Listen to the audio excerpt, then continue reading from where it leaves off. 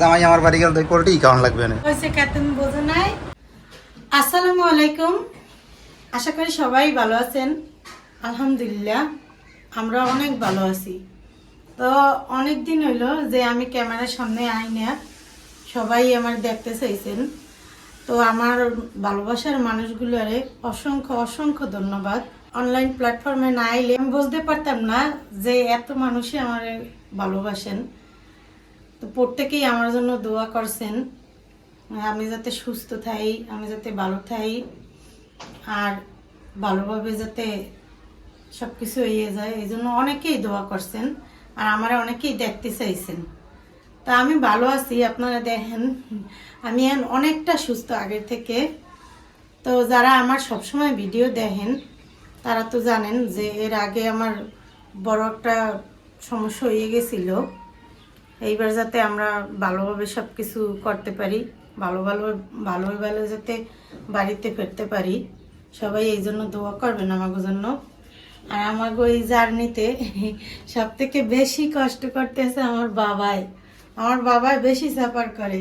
আমার বাবাই, তারপর রাফসানের আব্বু, আমরা তিনজন কিন্তু তিন জায়গায়। রাফসান হইলো মাঝে মধ্যে একটু বাড়ি যায়, মাদ্রাসা ছুটি হইলে মাঝে মধ্যে বাড়ি যাইয়ে আবার মাদ্রাসা যায় চললে। আবার রাফসানের আব্বু হেও আমার দ্বারা আইতে পারে না সব সময়, তো বোঝেনি যে যাতায়াত সমস্যা, তারপর সবসময় আসা যাওয়া করা যায় না। রাফসান সপ্তাহে একদিন একটু আয় আমার দ্বারে, রাফসানের আব্বু লইয়ে, রাফসানের আব্বুও থায়। এই একদিন আইয়ে শুক্রবার যেদিন বন্ধ থাকে মাদ্রাসাটা, ওই দিন আইয়ে আমার দ্বারা একটু থাইকে যায়, আবার একটু ভালো মন্দ খাইয়ে যায়, মার একটু আদর পাইয়ে যায়। তো আমার জন্য দোয়া করবেন, আল্লাহ তালা যাতে আমাকে মনের আশা পূরণ করে, আমাকে যাতে ভালো রাখে। আর আমরাও দোয়া করি আপনাকে সবার জন্য। তো এই প্ল্যাটফর্মে না আইলে আমি আপনাকে এত এত ভালোবাসা পাইতাম না। আমি চাই আপনারা সবসময় আমার এইভাবেই ভালোবাসি আমার পাশে থাকেন। আর আমারও আপনাদের জন্য অন্তরের অন্তরস্থল থেকে দোয়া রইল, আপনারাও ভালো থাকেন, সুস্থ থাকেন সবসময়, আর আমার ভিডিও দেখতে থাকেন। তাই রাফসানের এলে বন্ধ হয়ে গেছে মাদ্রাসা বন্ধ হওয়ায় রাফসানের আব্বু রাফসানের লইয়া আইছে। আর হইলে যাইয়া রাফসানের রাখিয়ে রাফসানের আব্বু আবার চলে যাইবে, হে দোকানদারি করবে, ঈদের যে কদিন বাকি আছে এই কদিন হে দোকানদারি করবে। আর হইলো যেহেতু আমরা কুরবানি দেই না, এই জন্য আমি কইছি যে কুরবানি যেহেতু দিব না, তা আমি যখন আছি এই জায়গায় রাফসানও আছে, আর তুমি এর থেকে কি করবা, তাইলে তুমি চললেইও। তাই হে কইছে ঠিক আছে, তাই ঈদের 2-1 দিন আগে আইবে রাফসানের আব্বু, আবার রাফসানের আব্বু চললে যাইবে। আর এই আজকে আবার রাফসানের লেগে এই আয়োজন করছি, রাফসান আবার মুরগি খাইবে, এই জন্য আমি আজকে মুরগি আমি রান্নু। আর মা এই যে সবজি টবজি কুচাই লইতে আছে, ঢেঁড়স ভাজি করবে এই জায়গায়। ও আর একটা কথা, এটা হয়েছে যে আপনারা সবাই আমার ভিডিও দেখেন, আমার শাশুড়ি রান্নাবান্না করে, আমি যেহেতু থাকতে পারি না, আমার শাশুড়ি করে সব কিছু। আপনারা আগে যেভাবে ভিডিও দেখছেন ওইভাবেই ভিডিও দেখেন, আর ভিডিও দেখা বন্ধ করেন না, আমি নাই। এই জন্য আমি আল্লাহ দিলে সুস্থ করলে আমি এমনিতেই আবার চললে যাবো, তখন আমার দেখতে পাবেন সবসময়। তাই আমি এই রান্না বাড়া মাল লাগে সব কিছু হাতে হাতে করিয়ে নেই। আমি আগে মুরগিটা বয় দিব, মুরগি সব কিছু জোগাড় টোগাড় করে নেওয়া হয়েছে। মা এদিকে আবার এই যে ঢেঁড়স লইছে করতে ঢেঁড়স করবে, আর কচুরলতি কোদা আছে হেও আমি বয় দিব। মা কচুরলতিতে 1টা আলু দেবা, বুঝছো? হ্যাঁ দেবা, আমি দেখ পাইনি, আমি রান্না। আজকে আবহাওয়া মেঘলা মেঘলা, কিন্তু গরম কমে না, প্রচুর গরম। রোদ্রু নাই, মেঘলা মেঘলা আবহাওয়া, কিন্তু তারপরও প্রচুর গরম। আবহাওয়াটা কিন্তু অনেক সুন্দর না? যদি বৃষ্টি নেই তো ভালোই হতো। আজকে আমি রান্না বাড়া করবো, তা আগে হইলো মুরগির গোস রান্নার লাগে মুরগির গোস আগে হইলো আমি মাইকে চুইকে নেবো হাতে। মুরগির গোস মার লাগে আগে পেঁয়াজ কুচি দিয়ে দিলাম, আদা রসুন বাটা, জিরে বাটা, হলুদের গুঁড়া, মরিচের গুঁড়া, লবণ, তেল। এবার পুরো গোসটা মাইকে চুইকে নেই হাতে।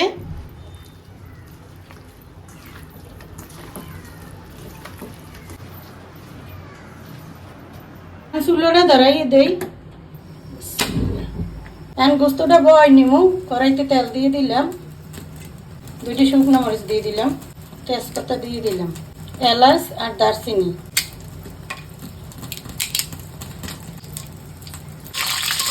মশলাগুলো সব তেলের উপর ভাজা হয়ে গেছে, আমি গোস দিয়ে দেবো।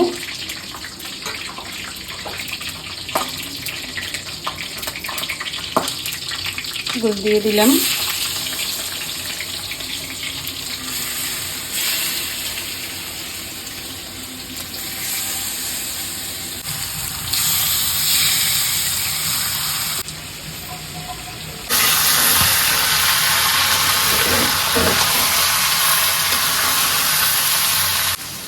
মুরগি কষানো হয়ে গেছে, আমি আলু দিয়ে দিব।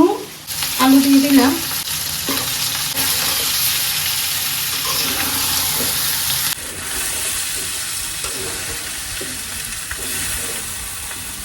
আলু গোস সুন্দর করে কষাই নিছি, এই যে তেল ছাড়িয়ে দিচ্ছে, এই যে কষা নিতে। এখন আমি পানি দিয়ে দেবো, পানি দিয়ে দিলাম।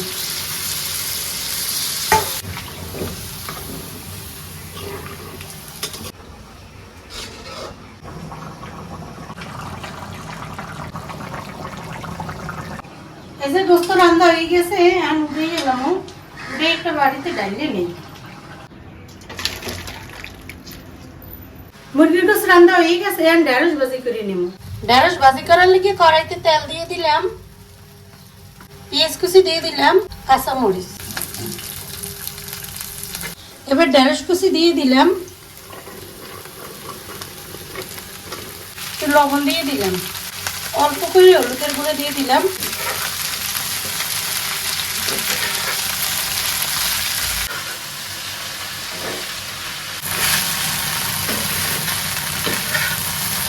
ঢেঁড়স ভাজি হইতে কিন্তু বেশি সময় লাগে না, ঢেঁড়স ভাজি প্রায় হইয়েছে। এখন আমি এই যে কসুরলতি বহামু, কসুরলতি দিয়ে মাইক কেজি কে এবার বহামু, তো কসুরলতি আগে মাইক কেজিকে লই, এরপর বহাই দিই।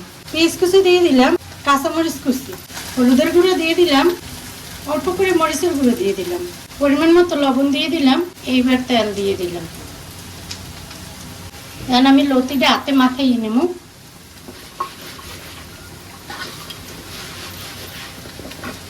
লতি মাইক কিনেছি, আর না দুই একটু পানি দিয়ে দেব।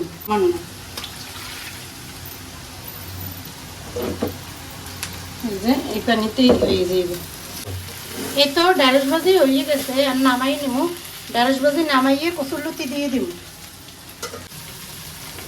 এই যে ঢেঁড়স ভাজি নামাই নিলাম, আর কসুরলতি দিয়ে দিলাম।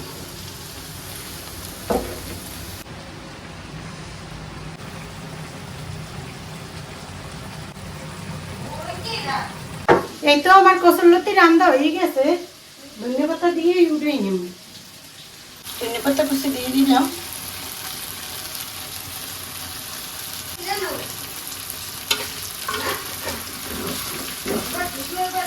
এই তো লতি আর ডাকুনো চুলের উপরে হয়ে গেছে, এভাবেই রাখি, নামাইয়ে নেই এখন।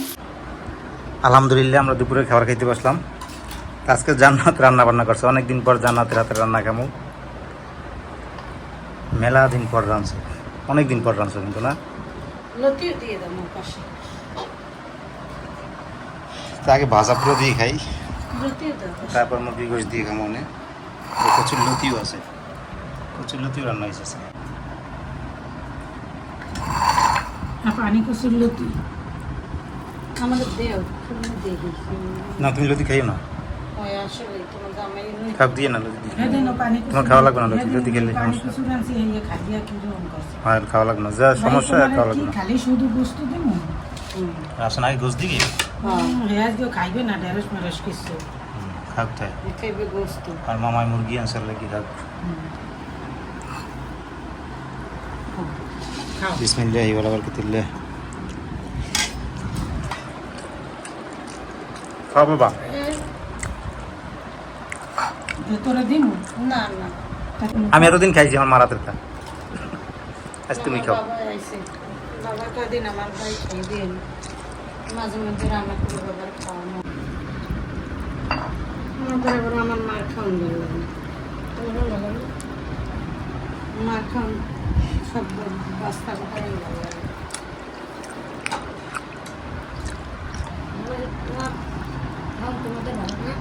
লাগে। পানি কচুর লতি তো ভালোই লাগে,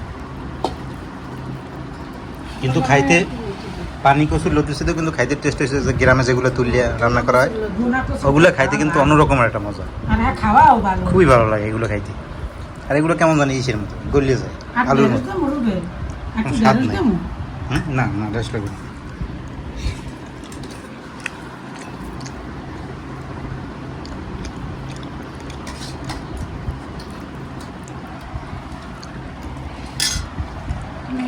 এখন তো মুরগি গোশ নেই,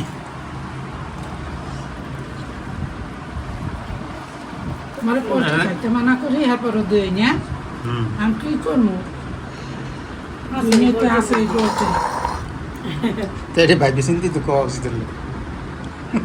তো জামাইটি খাইতে মানা করি, জামাই আমার বাড়ি গেলে তো পোল্ট্রি খাওয়ান লাগবে না, তাই আমি মানা করি কি লিখে। এতদিন তো খাওয়াই নাই, এতদিন তো ইমনের মুরগি খাওয়াইছি। ওই যে কইছে কেতন বোঝো নাই, এর শক্তি ছিল যে ইমনের খামার আছে, এই খামার দিয়ে এই মুরগি তোমার খাওয়াইবে, তাহলে পোল্ট্রি খাইতে মানা করতে আনলে কারণ তো আর ইমনের মুরগি নেই, আমি পোল্ট্রি খাওয়ার লাগে। খাইতে তো মানা করি, মাইসে স্টক করে, আসুক অসুস্থ হয়ে পড়ে, এগুলো খাইলে এগুলো খাওয়া তো ভালো না। এখন হয়েছে কি তোমার লেগে তো ভয় করে। শুধু মনে করেন পোল্ট্রি না, শুধু পোল্ট্রি না, অন্য সব খাবারই ভেজাল সব। এই জন্যই তো চাইতেছি যে আস্তে আস্তে গ্রামে চলে গেছি, আল্লাহ তালা সুযোগ করে দিলে আস্তে আস্তে নিজে সব চাষবাস করবো, অর্গানিক খাবার খাবো, এইসব ভেজাল খাবার যাতে আর খাওয়া না লাগে, ভেজাল মুক্ত খাবার খাবো এই চেষ্টা করি। এর লিগে গ্রামে গেছি, দেখি বাকিটা আল্লাহর ইচ্ছা, আল্লাহর আমাদের ইচ্ছা কতটা পূরণ করে আল্লাহ, দেখি। ইচ্ছা তো আছে অনেক কিছু, যে যাতে কিছু কিনে খাওয়া না লাগে। আমি দেখি কত দূর কি যাইতে পারি। রাফসান খাবা আইডিয়া না খাইতে চাই না। হুম খাইতে চাই না। খালি খাইতে পারো? না নাও। খাও তুমি। আবুরে নাও নাও, তুমি খালি নাও, এই আমার পাতে আছে, নাও। আমার শুরু হলো পছন্দ তো জামনের মতো ভালোটা। না ওই জোর দেয়, ওই তেল না ওই তেল, এটা মজা লাগবে, জানে না মজা লাগছে না।